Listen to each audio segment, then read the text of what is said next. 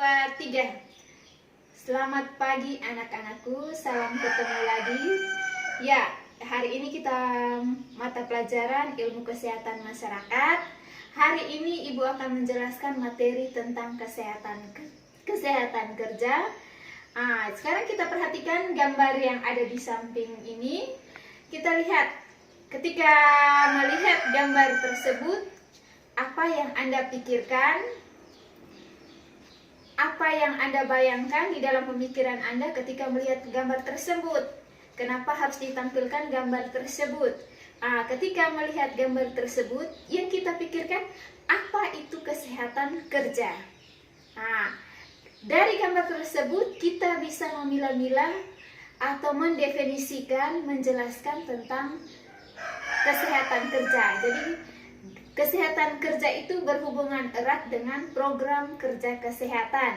Jadi definisi dari program kesehatan kerja itu keselamatan kerja yang menunjukkan pada kondisi di mana yang aman dan selamat dari penderitaan, kerusakan, dan kerugian di tempat kerja. Sedangkan kesehatan kerja ini hubungan erat dengan program kesehatan kerja, yaitu keselamatan kerja, di mana keselamatan kerja itu keselamatan yang bertalikan dengan mesin, pesawat, alat kerja, bahan dan proses pengolahan, landasan tempat kerja dan lingkungan, serta cara melakukan pekerjaan. Yang berikutnya kita melihat hakikat kesehatan kerja. Hakikat kesehatan kerja ini ada dua. Hakikat alat untuk mencapai derajat kesehatan kerja yang setingginya baik buruh mau petani, nelayan, dan sebagainya. Yang kedua, sebagai alat untuk meningkatkan produksi yang berdasarkan kepada meningginya efisiensi dan daya produktivitas faktor manusia dalam produksi. Setelah itu kita akan melihat lagi tujuan dari kesehatan kerja ada dua. Pertama itu kita menciptakan lingkungan kerja yang nyaman dan aman. Ketika kalau lingkungan yang tidak aman dan nyaman itu membuat kecemasan pada para pekerja. Itu bisa ketika muncul kecemasan bisa muncul gangguan kesehatan pada kerja. Sedangkan tujuan yang kedua itu menjamin kesehatan dan keselamatan pekerja. Jadi ada dua tujuan ini yang bisa mempengaruhi kesehatan kerja. Selanjutnya kita lihat lagi yang berikutnya. Faktor-faktor yang mempengaruhi kesehatan kerja ada dua. Faktor kepribadian atau faktor perilaku, dan yang kedua itu faktor fisik. Faktor kepribadian atau faktor perilaku merupakan pekerja itu sendiri dan lingkungan pekerja tersebut. Pekerja itu berdasarkan pengalamannya, berdasarkan dia punya pendidikan, kebiasaan yang dia lakukan itu bisa mempengaruhi kesehatan kerja.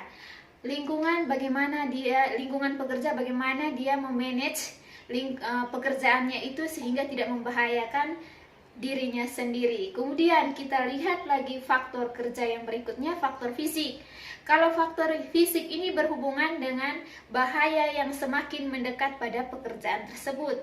Ketika kita melakukan pekerjaan tersebut, resikonya seperti apa, kita sudah berjaga-jaga. Itulah faktor-faktor yang mempengaruhi kesehatan kerja. Dari kesehatan kerja itu bisa menimbulkan beberapa penyakit ketika kita melakukan pekerjaan. Jadi penyakit, kita lihat lagi penyakit akibat hubungan kerja atau PAK, atau dalam bahasa Inggrisnya work-related diseases. Yang pertama, penyakit itu kita lihat dulu penyakit akibat hubungan kerja. Kita lihat apa maksudnya. Penyakit yang dicetuskan, dipermudah atau diperberat oleh pekerjaan. Sekarang kita lihat penyakit akibat kerja itu terdiri dari yang pertama itu alergi. Kita bisa lihat pada gambar tersebut, alergi itu bisa gangguan pada saluran pernafasan. Dan yang kedua itu dermatitis kontak. Kita bisa perhatikan gambar tersebut. gambar di sebelahnya saya ini kita lihat gambar yang dermatitis kontak, yaitu gangguan pada sistem integumen atau pada daerah kulit. Dan yang ketiga itu gangguan pada hati dan gastrointestinal. Kalau hati bisa terjadi sirosis hati, seperti pada gambar tersebut, gambar yang di sampingnya saya. Ini gambar hati yang normal dengan sirosis yang mengalami hati yang atau hepar yang mengalami gangguan, atau sama dengan sirosis. Sirosis hati itu terjadinya kelainan atau terjadinya infeksi pada daerah hati atau hepar. Yang keempat itu gangguan pada saluran urogenital. Gangguan pada saluran urogenital ini menyebabkan terjadinya contohnya seperti gagal ginjal. Terjadinya gagal ginjal ini bisa akibat dari bahan kimia di tempat di mana pekerja melakukan pekerjaan. Yang berikutnya itu hematologi. Gangguan pada sistem hematologi, contohnya bisa terjadi anemia itu kekurangan darah, sedangkan bisa terjadi leukemia. Leukemia ini gangguan pada atau kerusakan pada leukosit darah. Ya, kita bisa lihat pada gambar seperti yang di sebelahnya saya. Selanjutnya kita lihat lagi yang berikutnya, gangguan pada kardiovaskuler atau pada jantung. Ini yang penyakit yang mengalami pada kesehatan kerja pada jantung, itu contohnya jantung koroner. Ini salah satu gangguan pada jantung. Yang ketujuh itu penyakit pada alat reproduksi. Contohnya pada kerusakan janin. Ketika ada ibu-ibu yang melakukan pekerjaan, bisa terjadi gangguan pada kerusakan janin. Selain kerusakan janin, bisa juga gangguan pada alat reproduksi. Dan yang kedelapan itu penyakit muskuloskeletal.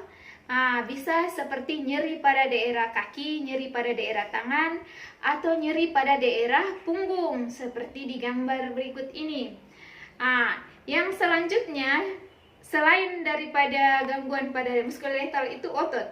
Kalau pada otot ada juga gangguan pada daerah telinga. Contohnya gangguan pada gendang telinga atau membran timpani. Gangguan pada gendang telinga ini bunyi yang atau bising yang begitu besar pada tempat kerja, sehingga bisa menyebabkan gangguan pada saluran telinga. Yang ke-10 itu gangguan mata, ya, rasa nyeri atau rasa sakit pada daerah mata. Itu yang gangguan pada mata. Sedangkan yang ke-11 gangguan pada saraf itu pusing.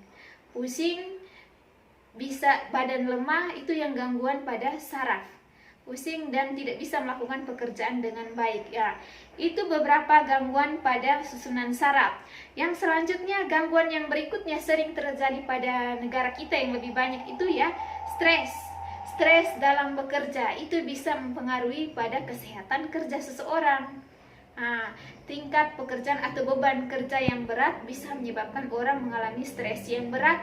Ketika orang stres bisa menyebabkan terjadi gangguan kesehatan kerja. Yang ke-13 itu infeksi. Infeksi bisa akibat dari kerja yang tidak diatur dengan baik. Infeksi ini bisa infeksi saluran pernafasan, bisa infeksi pada daerah kulit. Yang ke-14 itu terjadinya keracunan. Ini keracunan dari bahan kimia. Bisa bahan kimia yang dimana ada tempat pekerjaan yang menggunakan bahan kimia bisa mempengaruhi pada keracunan pada daerah, apakah itu daerah kulit, bisa daerah saluran pernafasan. Itu beberapa contoh yang saya berikan. Kemudian yang berikutnya itu kita melakukan pencegahan pada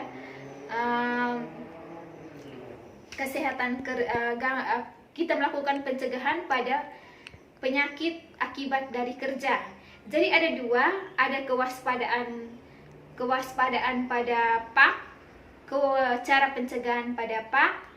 Yang pertama itu kewaspadaan berupa pada PAK itu berupa yang pertama melakukan pencegahan terhadap timbulnya penyakit. Kita lakukan pencegahan lebih dahulu. Yang kedua, melakukan deteksi dini, melakukan pengkajian lebih awal sehingga jangan sampai terjadinya penyakit pada pekerjaan. Kemudian yang ketiga itu melindungi tenaga kerja sesuai dengan Undang-Undang RI. Tenaga kerja harus mendapatkan jaminan sosial ketenaga kerjaan. Yang berikut yang keduanya cara pencegahan. Cara pencegahannya yang pertama kita melakukan pakailah APD secara benar dan tepat. Jangan sampai kita memakai alat pelindung diri. Kita sudah menggunakan tetapi kita tidak menggunakan sesuai dengan prosedur, tidak dengan tepat sehingga bisa menyebabkan penyakit akibat dari kerja. Yang kedua, kenali resiko pekerjaan. Kita kenali resiko pekerjaan itu apa saja yang bisa terjadi kalau kita melakukan pekerjaan tersebut sehingga kita sudah menjaga keselamatan atau menjaga kesehatan kita dengan baik sebelum kita melakukan pekerjaan tersebut. Dan yang ketiga itu segera akses tempat kesehatan. Ketika kita melakukan akses tempat kesehatan, ketika ada luka, kita langsung ke tempat kesehatan yang terdekat. Jangan sampai dibiarkan. Baik, ya itu beberapa materi yang kita lihat, yang tadi Ibu jelaskan dan kamu dengarkan. Semoga materi ini dapat berguna untuk kamu selama kita belajar di rumah atau home learning. Jadi siapkan diri untuk materi selanjutnya. Terima kasih untuk perhatiannya. Selamat pagi.